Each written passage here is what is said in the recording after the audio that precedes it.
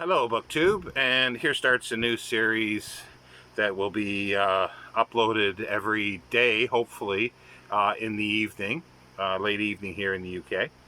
And it's to highlight a specific science fiction magazine.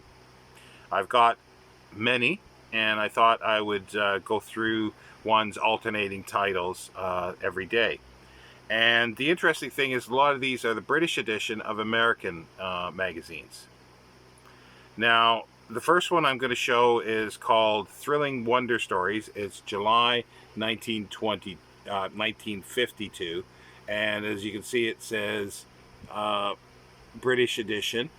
Now, usually that meant there are stories that are missing from the American edition.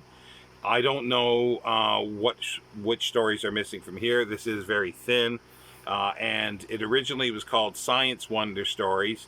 That was started publishing in 1929, but in mid 1930 it changed to Thrilling Wonder Stories, and it went to about mid 50s with almost 200 issues, and then it became defunct. But there was a few annuals later in the late 50s and early 60s.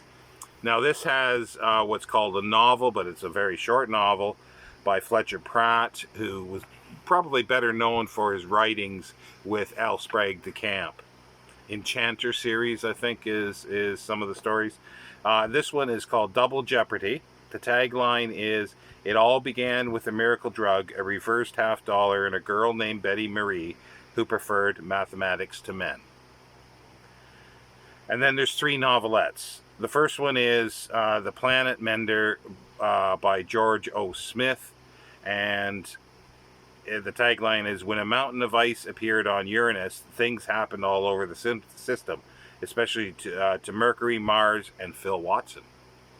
I know George O. Smith mostly, I think, from his Venus Equilateral series.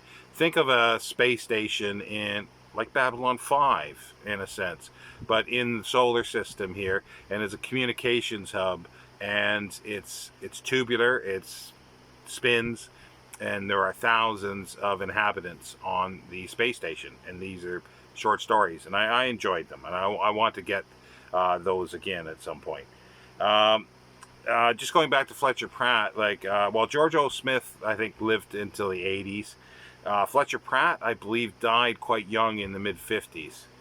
And then the second novelette is Moment Without Time by Joel Townsley Rogers. That's an author that I had to look up, and it looks like he was born in the late 1800s, and he lived to the 1980s. And this one is Moment Without Time. Time stopped for Peredov, deferring his death sentence, and in the interval he became the most dangerous man in Moscow. Joel Townsley Rogers wrote a lot of fiction, but he wrote a little bit of nonfiction, I think, and also some mystery novels, crime novels. And the third novelette is The Cave Where I Am Hiding, Robert Moore Williams, who again was born, I think, in the early, first decade or so of the 20th century, and lived up into the 80s, I think, as well. And this is The Cave Where I Am Hiding, and the tagline is, "Half the world was waiting for Adam Jenkins, so he went fishing." Robert Moore Williams, I know him from, there's a series of books that he did called Django. There's sort of a Tarzan ripoff that was set in Australia with a lost civilization, lost world type thing, and I enjoyed them, and yeah, they'd be fun reading again. But yeah, there's just a beautiful cover here. I'm not sure if it says who the cover artist is. I don't see anything for the cover artist.